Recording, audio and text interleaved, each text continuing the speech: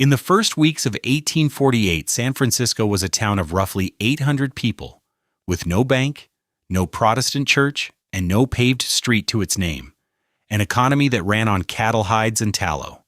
On January 24th of that year, a carpenter building a sawmill inland found flakes of gold in its tailrace, and the man who owned the land tried to keep the discovery quiet. He failed. Within 3 days of the news reaching town that May, 2 out of every 3 residents had walked off their jobs for the goldfields, and within 4 years, the same peninsula held tens of thousands of people who had crossed oceans for a single word. By 1880, the town of 800 had become a city of nearly 234,000, ranked 9th in the nation for the value of what it manufactured. The distance between those two numbers is one of the fastest climbs any American city ever made from nothing to a fortune, and almost every stretch of it came with fire attached. Chapter 1. The Edge of Empire. Long before the peninsula held a name that traveled anywhere, it held a marsh, a cove, and a wind that never fully stopped. On June 29, 1776, 5 days before a document was signed 3,000 miles to the east, a column of Spanish soldiers and settlers raised a flag over the fog-scoured tip of that peninsula and said Mass beside a shallow lagoon the friars called Laguna de los Dolores, Lake of Sorrows. The mission built beside it took the same name. A presidio went up within the same season. A garrison meant not to farm or trade, but to hold the harbor against anyone who might want it, which in 1776 meant Russian traders working their way down the coast from Alaska and the odd British ship that came to look at the bay and left. José Joaquín Moraga was a Sonoran-born army lieutenant who had spent 2 decades marching supply columns across deserts that killed livestock and men in roughly equal measure. He reached the tip of the peninsula that summer in command of some 200 settlers, soldiers, and Franciscan missionaries, the remnant of an overland expedition that Juan Bautista de Anza had led north out of Mexico before turning back and leaving Moraga in charge. Moraga stayed. He built what there was to build, a chapel of adobe and timber, then a presidio of the same materials beside it. 7 decades would pass before the settlement ever held more than a few hundred people at one time. For the next 6 decades, nothing about the place suggested it would become anything else. Spain lost California to an independent Mexico in 1821. Mexico secularized the missions in 1834, stripping Dolores of its land and its labor and leaving the presidio's cannon unfired and its garrison unpaid for years at a stretch. What replaced the mission economy was a cattle economy, and not cattle for meat, which spoiled before a ship could carry it anywhere. Cattle for hides and tallow, dried skins and rendered fat loaded onto Boston vessels that worked the coast one anchorage at a time, sometimes for a year, before turning east around the Horn. Yerba Buena, the name the cove itself carried by then, held perhaps 200 residents through the early 1840s. Sailors who had jumped ship, a handful of California ranching families, a few Yankee and English traders married into them. Sam Brannan changed the arithmetic. Brannan was a Maine-born printer and newspaper editor who had converted to the Mormon faith in his 20s and talked his way into leading a company of the church's members out of a country he had decided was turning against them. He sailed the ship Brooklyn out of New York in February 1846 and put into Yerba Buena Cove on July 31st with some 200 followers aboard. Carpenters, farmers, a printing press packed whole in the hold. Overnight, Brannan's passengers doubled the town's population. 9 days earlier, American sailors under Captain John B. Montgomery had already raised the flag over the plaza, the opening move of a war that would settle, within 18 months, which flag flew there for good. The war did to Yerba Buena what wars generally do to small, undefended places. It changed the paperwork without changing much else. The town was renamed San Francisco in January 1847 by order of its new American alcalde. The name changed. The harbor did not deepen. The economy remained what it had been under Mexican rule, hides and tallow, and the patience required to wait a year for payment to come back on the same ship that had carried the goods away. By the first days of 1848, San Francisco counted fewer than 1,000 people. It had no wharf deep enough for a loaded ship to tie against. It had no newspaper beyond the 4-page weekly Brannan had started the year before. It had no scale in town capable of weighing anything more valuable than a side of tallow. What it had was a harbor full of hide ships riding at anchor, waiting out the year for cargo to accumulate, and 40 miles inland on a bend of the American River, a Swiss-born landowner named John Sutter, with a sawmill nearly finished and a work crew cutting lumber for an empire of wheat and cattle he was still assembling around his fort. Nobody in the hide and tallow town on the peninsula had any reason yet to think about that mill at all. Chapter 2. The Word That Emptied a Town. James Wilson Marshall was a New Jersey-born carpenter who had drifted west through Missouri and Oregon before signing on to build Sutter's sawmill on the American River. He was clearing gravel from the tailrace on the morning of January 24, 1848, when he noticed flecks of a pale metal catching the current in a way iron pyrite never quite did. He carried them back to the fort in a cotton rag. John Sutter bit one, weighed it on a household scale, and understood immediately what it meant for the wheat empire he had spent a decade assembling on that land. Nothing good. Sutter swore the mill crew to secrecy and kept building fences around a fact that had already stopped being containable. The secret lasted about 4 months. Rumors reached San Francisco that winter, secondhand and thin, and were mostly ignored. Sam Brannan did not ignore them. Brannan rode inland himself that spring, saw the diggings, and before saying a public word to anyone, bought up nearly every pan, pick, and shovel for sale in the region. Then on May 12th, he walked down Montgomery Street holding a bottle of gold dust over his head, shouting that gold had been found on the American River. Not a rumor anymore, not a second-hand account. A bottle, held up in an actual hand, on the street where the town did its business. Within 3 days, 2 out of every 3 men in San Francisco had left their jobs. Ledgers sat open on abandoned desks, houses stood half-framed, and the Presidio's payroll went uncollected as soldiers walked off without leave. The alcalde's own newspaper stopped publishing for want of a printer willing to stay and set type. The town did not empty gradually. It emptied the way a room empties when someone shouts fire.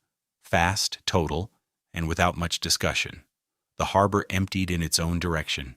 Ships that had ridden at anchor for a year waiting on hide cargo now sat with no crew to sail them, abandoned by sailors who had walked ashore and kept walking east toward the diggings. By the end of 1848, a scatter of masts stood idle in the cove with nobody aboard to trim a sail. It was the beginning of a forest that would grow taller through the following year. Word took longer to leave California than it had taken to leave Sutter's mill. Colonel Richard Barnes Mason, a Virginia-born career officer commanding the territory's small military government, rode out to the diggings that summer to see whether the reports were exaggeration or fact. He sent his findings to Washington with a tin box of gold samples attached. President Polk read Mason's report to Congress on December 5, 1848, confirming in the government's own voice what Brannan had already shouted on Montgomery Street. The men who heard it that winter became the 49ers, and they arrived by the tens of thousands, around the Horn, across the Isthmus of Panama, overland through passes that killed the unlucky and the unprepared in roughly equal measure. Every ship that brought them added its masts to the forest in the cove, until visitors described a harbor so thick with abandoned rigging that a man could nearly cross it on deck timber without touching water. Canvas tents climbed the sand hills faster than anyone could count them. Then clapboard shacks climbed over the tents. A dozen eggs sold for a price that would have bought a farmhand a week's wages back east. A plank floor rented for more than a house had rented for the year before. Fortunes rarely went to the men swinging the pick. They went instead to the men who had gotten there first with something to sell: flour, boots, whiskey, a boat ride upriver, and Brannan, who never dug an ounce of gold in his life, was already rich by the time most of the 49ers had blistered their hands. By the close of 1849, the town on the peninsula was housing a population that ran into the tens of thousands, nearly all of it packed into wood and canvas thrown up in a hurry, heated through the winter fog by open stoves and unshielded lamps. Chapter 3. A City Built to Burn. The first fire came on Christmas Eve, 1849, starting in a gambling house called Denison's Exchange, and jumping roof to canvas roof before any bucket line could organize, taking a full city block of the same cheap pine and cotton duck that had gone up since Brannan's bottle of gold dust. It was not the last. Fire took the town again on May 4th, 1850. It took the town again 6 weeks later on June 14th. It took the town a third time that September, a fourth time the next May, a fifth 3 weeks after. 6 fires in 19 months, the worst destroying up to 3/4 of the city's buildings and an estimated $12 million in property. Each time, San Francisco rebuilt within days, out of the same wood that had just finished burning. Because wood was what there was, and nobody standing in the ash had the patience to wait for brick. Much of that fire, residents believed, was not an accident. San Francisco by 1850 held a growing colony of ex-convicts from Australia's penal settlements, men the newspapers had nicknamed the Sydney Ducks, clustered in a waterfront quarter called Sydneytown, and blamed, fairly or not, for setting fires as cover for looting.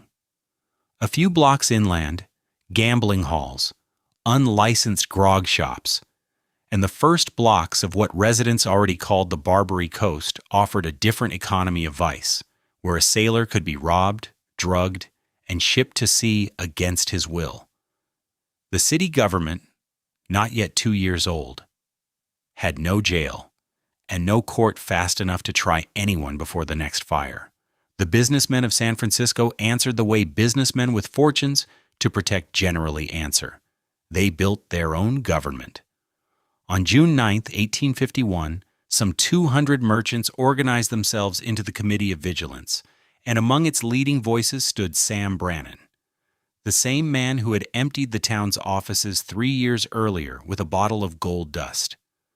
The next day, the committee tried a small-time thief named John Jenkins in a rented room, convicted him within hours, and hanged him from a beam over Portsmouth Plaza before a crowd of thousands. It was not law. It was the appearance of law, assembled overnight by men who had decided the courts were too slow and the rope was not. By September, the committee had hanged 4 men, among them an Australian-born criminal known as English Jim, and had whipped, deported, or run out dozens more, none granted a trial by jury. 5 years later, the pattern repeated at a larger scale. On May 14, 1856, a city supervisor named James Casey shot and killed newspaper editor James King of William on a downtown street over articles exposing Casey's criminal record. Within days, a second committee of vigilance had assembled, this one growing to roughly 8,000 armed members, the largest vigilante movement in American history, with its own artillery and fort on Sacramento Street, strong enough to face down the state militia sent against it. The committee hanged Casey and a gambler named Charles Cora within the same week, deported some 30 men it judged undesirable, and ran the city for 3 months before quietly disbanding. Not everyone in San Francisco was digging, burning, or hanging. In March 1852, Henry Wells and William Fargo opened a banking and express office to move miners' gold dust east and freight west, and within a decade its stagecoaches ran routes across the frontier. Levi Strauss, a Bavarian-born dry goods merchant, arrived in 1853 selling canvas, thread, and blankets to the same miners. 2 decades later, he would patent, with Nevada tailor Jacob Davis, the riveted denim trousers that carried his name into the next century.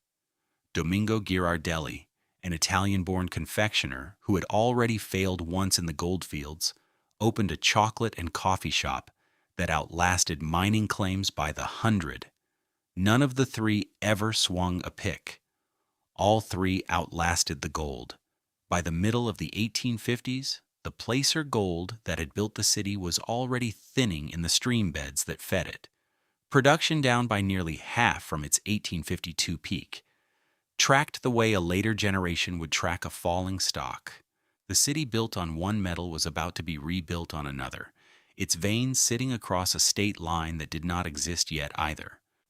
Chapter 4. The Second Metal. The new vein sat across the state line in Nevada, but the money it produced never really left California. In June 1859, prospectors working a played-out gold claim on the eastern slope of Mount Davidson struck a blue-gray clay clogging their rockers, cursed it for weeks as a nuisance, and eventually had it assayed in San Francisco, where it came back valued at more than $3,000 a ton in silver and gold combined. The strike took the name of Henry Comstock, a claim jumper with no real stake in the discovery who talked his way into a share anyway. Within 2 years, the ore, the miners, and the fortune all flowed the same direction, over the Sierra, down into San Francisco, the only city on the coast with banks, foundries, and ships large enough to turn rock into currency. William Chapman Ralston was an Ohio-born steamboat clerk who had spent his 20s working the river trade out of Panama before the same rush that emptied Yerba Buena drew him west. He arrived in San Francisco in 1854 and built a shipping and commission house before he ever built a bank, moving other men's cargo for a decade while he watched where the money in the city settled.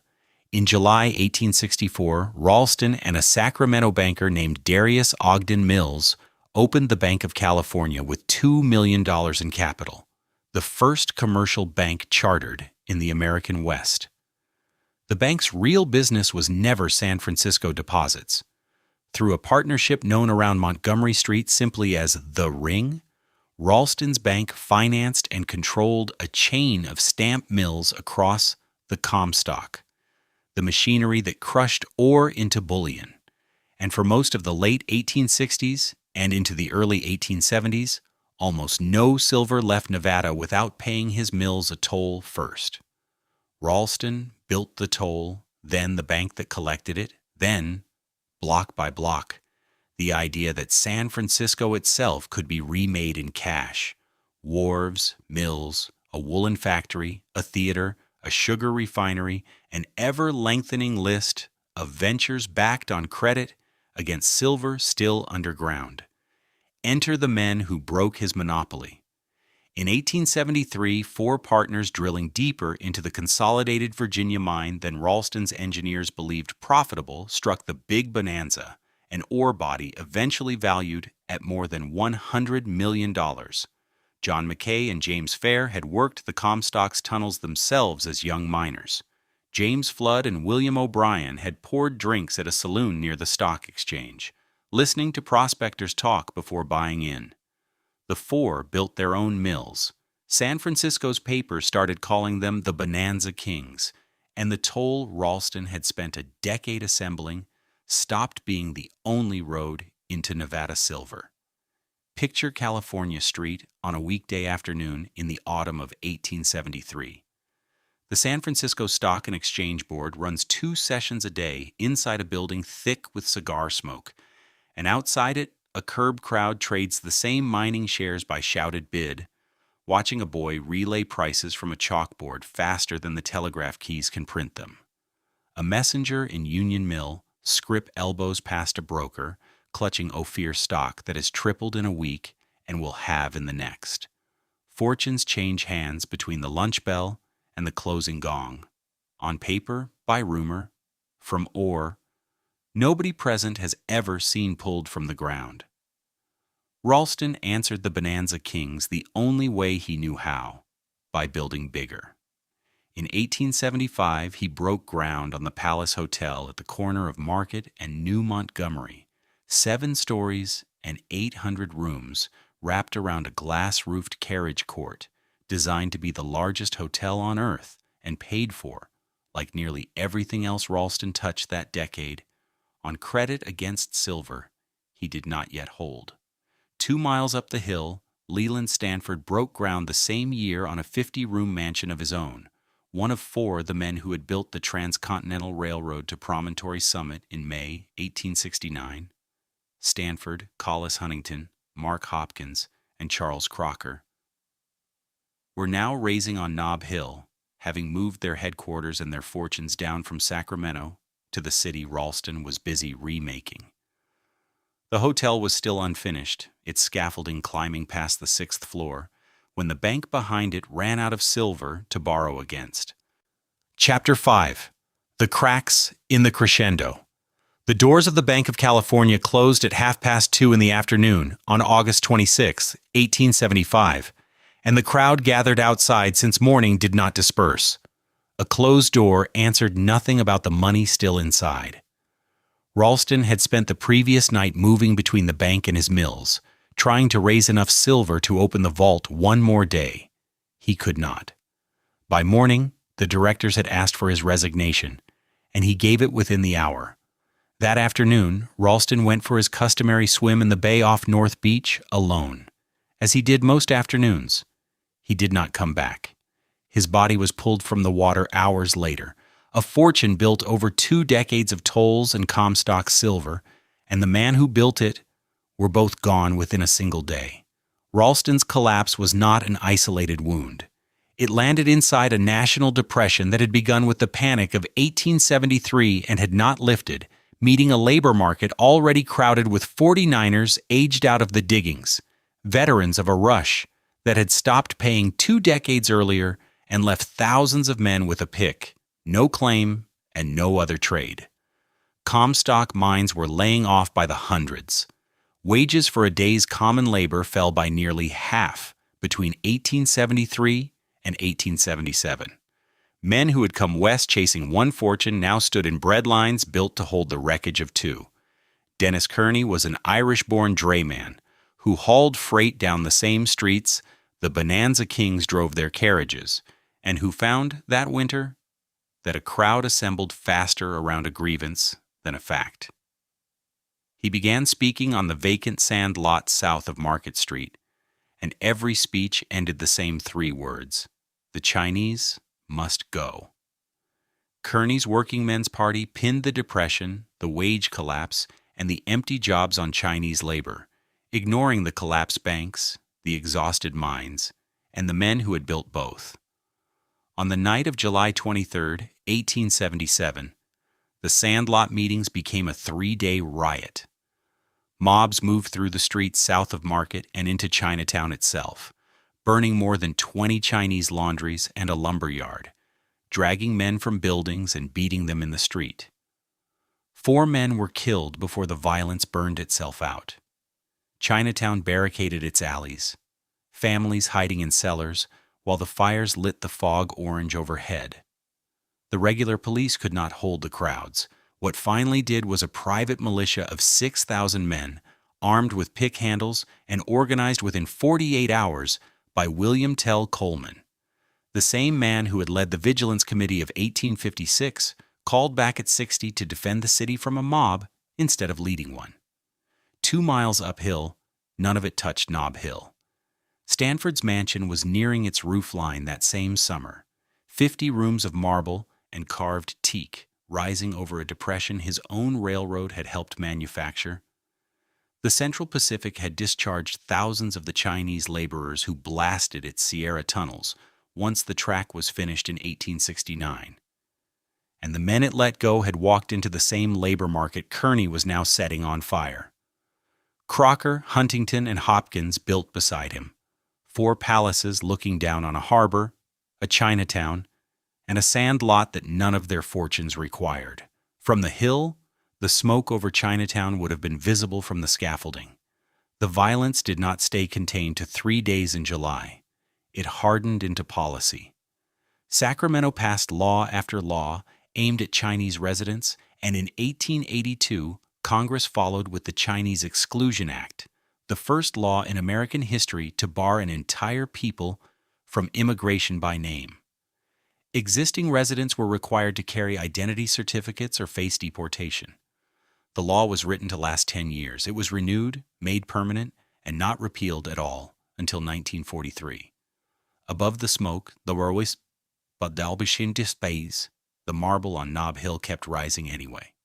Stanford's roofline closed in by the end of that year, then Hopkins, then Crocker's, 4 palaces, complete within a few years of a riot 2 miles below that had killed 4 people and left 20 laundries in ash. The hill had never needed to defend itself. It would be 29 years before a fire finally reached it too. Chapter 6. 29 years. By 1900, San Francisco counted more than 340,000 residents, the largest city west of Chicago, and the undisputed financial capital of the Pacific Coast. Cable cars that Andrew Halidi had strung up hillsides too steep for horses back in 1873 now ran on 8 separate lines, hauling clerks and stevedores up grades no other American streetcar system could manage. Golden Gate Park, 1,000 acres of what had been shifting sand dunes 20 years earlier, now held a Japanese tea garden and lawns. A landscape gardener named John McLaren had spent 2 decades coaxing out of dune sand. Newspapers had taken to calling it the Paris of the West, a city of opera houses, and Nob Hill mansions rebuilt taller than the ones the 1877 riot had spared.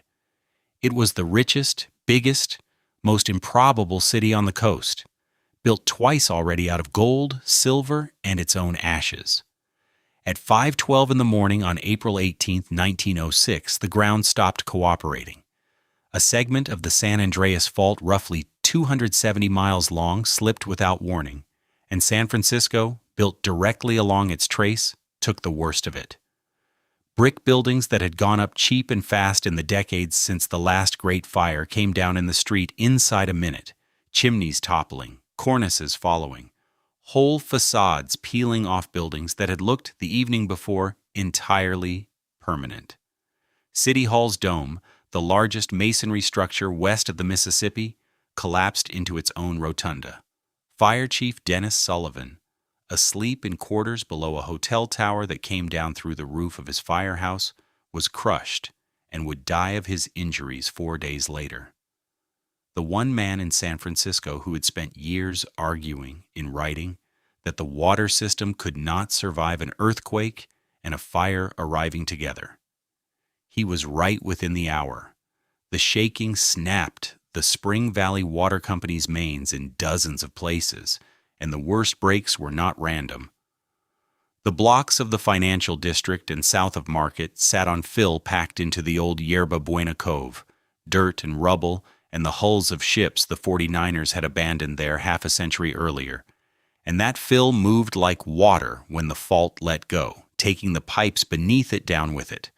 By mid-morning, fires had broken out from overturned stoves, snapped gas lines, and a blaze on Hayes Street that crews would later call, without much affection, the ham and eggs fire.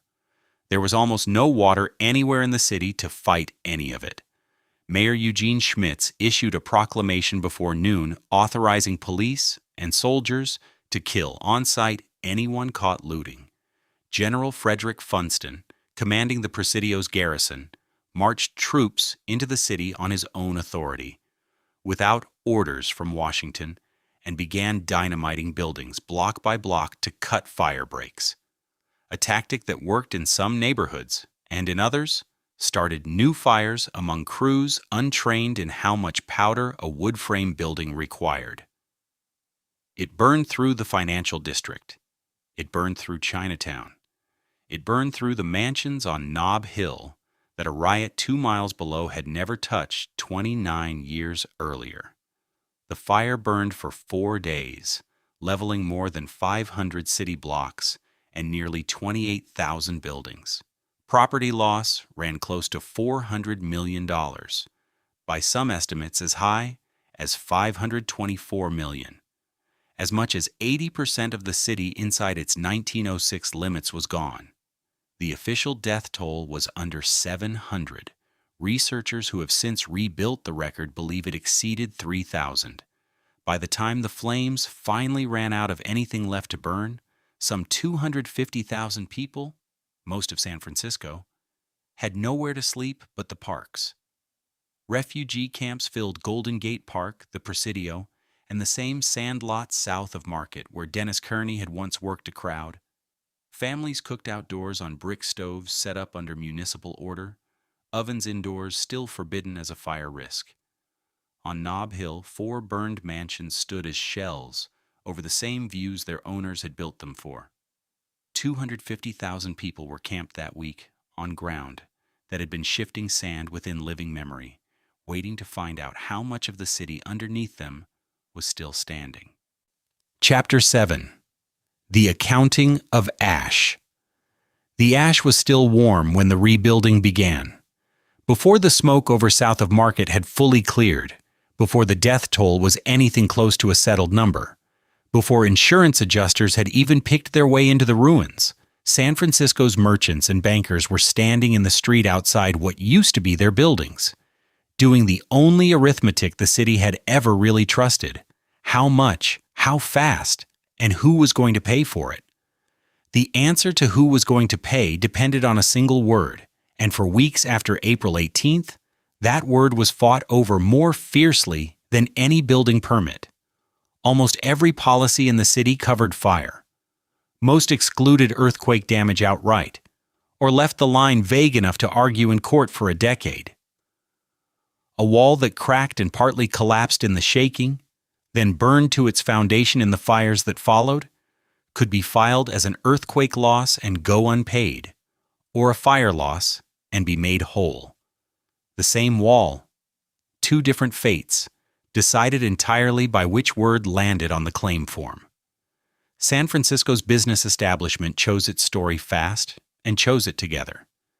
City officials, newspapers, and the Chamber of Commerce settled, almost unanimously, on calling it the Great Fire.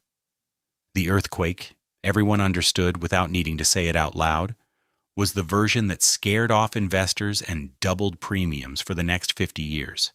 The geology did not change. The insurance math did. Not every company honored even that framing. Claims against San Francisco insurers ran to roughly $235 million. And insurers across the city, staring at reserves built for an ordinary bad year, paid out a fraction of what their policies promised, delayed for years, or did not pay at all. One underwriter did the opposite and built an empire on the difference. Cuthbert Heath, an English-born Lloyd's of London underwriter who had spent 2 decades pricing the kind of catastrophic risk no American firm would touch, got word of the disaster in London and cabled a single instruction to his San Francisco agent: pay every claim in full, regardless of what the fine print said about earthquakes. Lloyd's paid. Its reputation in the American market, built on that one telegram, outlasted every insurer that spent 1906 arguing semantics. The rebuilding needed money faster than any settlement could move. Amedeo Giannini, the California-born stepson of an Italian produce merchant, had opened a small bank for immigrant depositors in North Beach 2 years earlier. On the morning of the 18th, he reached the vault ahead of the fire, loaded roughly $2 million in gold coin and securities onto 2 produce wagons, and hid the load under crates of oranges and vegetables before hauling it out of the city. Within days, he had a desk on a wharf, a plank across 2 barrels, lending money to rebuild on a signature and a handshake, no collateral required, while the larger bank stayed locked behind vaults still too hot to open.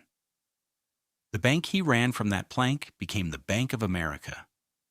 On money like that, the city rebuilt at a pace that startled the rest of the country.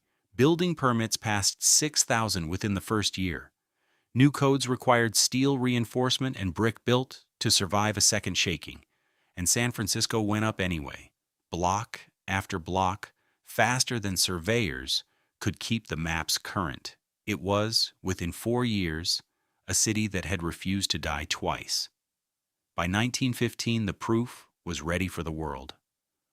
On 625 acres of reclaimed mudflat along the bay, the Panama Pacific International Exposition opened in February and ran through December, officially honoring the new canal at Panama, unofficially declaring the city rebuilt. Architect Bernard Maybeck designed its centerpiece, the Palace of Fine Arts, as a deliberate ruin, a rotunda, an open colonnade cast in staff, a mixture of plaster and burlap fiber built to look centuries old on ground that had been rubble 9 years before. More than 18 million visitors walked through it. Every other building on the fairgrounds came down within a year of closing, exactly as the architects had planned. The Palace of Fine Arts was scheduled for demolition too. Chapter 8. What the City Built Over. Some of what stood on the morning of April 18, 1906, is still standing. Mission Dolores. Its adobe walls raised in 1791, and already the oldest building on the peninsula 60 years before gold turned up in a mill race 77 miles inland, rode out the shaking without a serious crack, while the grand basilica built beside it a generation later came down in rubble. The mission survived. The cable cars survived. The same grip and cable system Andrew Halidi had strung up the hills in 1873, torn from its powerhouse by the fire, and running again within 4 years on the same impossible grades. The clock tower on the ferry building survived, standing almost alone in the photographs of a downtown reduced to brick teeth. Its Seville-modeled spire, the one thing in the frame still recognizably a building rather than a ruin. West of where the fire finally ran out of fuel, rows of Victorian houses on streets like Steiner stood untouched by accident of geography, the same gingerbread trim that a later generation would give a postcard name, the Painted Ladies. Other things did not survive at all. William Ralston's Palace Hotel, the 7-story, 800-room palace he had bet the Bank of California silver on in 1875, burned to its foundation in 1906 along with almost everything between Market Street and the Bay. The hotel carrying its name today opened in 1909 on the same corner, built by different owners with no debt attached to a dead man's memory. The 4 mansions on Nob Hill, Stanford's, Hopkins, Crocker's, Huntington's, burned the same week, and nothing resembling them was ever built again. Hotels stand on 3 of the 4 lots now, guests paying nightly for a view the railroad barons once owned outright and for free. The Barbary Coast outlasted the mansions and lost anyway, closed by state law in 1917. Its saloons converted first to warehouses and later to the antique shops of a district now called Jackson Square. The city has built over its own wreckage twice already, and it is doing something like that again. San Francisco's population ran past 870,000 in 2020, fell by roughly 60,000 over the 2 years that followed, and has been climbing back since, unevenly, the way a tide comes in over a mudflat. Office towers downtown stood nearly 2/5 empty at the end of 2024. Entire floors of glass and steel dark at the hour they were built to be full. Then, quietly, artificial intelligence companies started leasing again. More than 1 million square feet within a year. The overwhelming share of everything rented downtown in that stretch. Filling towers built for one boom with the workers of the next one. 800 people lived on this peninsula the winter before the first boom started. Something near 800,000 live on it now, chasing a fortune with a different name and the same appetite. Under the glass towers of the financial district, none of that history is visible, and all of it is still there. The blocks between Montgomery Street and the Bay sit on fill packed into the old Yerba Buena Cove more than a century and a half ago. Dirt, rubble, and the hulls of the ships the 49ers abandoned at their moorings when they walked off toward the gold, sunk where they sat, buried under landfill, and built over without ever being moved. Construction crews still strike a buried hull every few years, laying cable or pouring a new foundation, and stop just long enough to note it before pouring concrete over it again.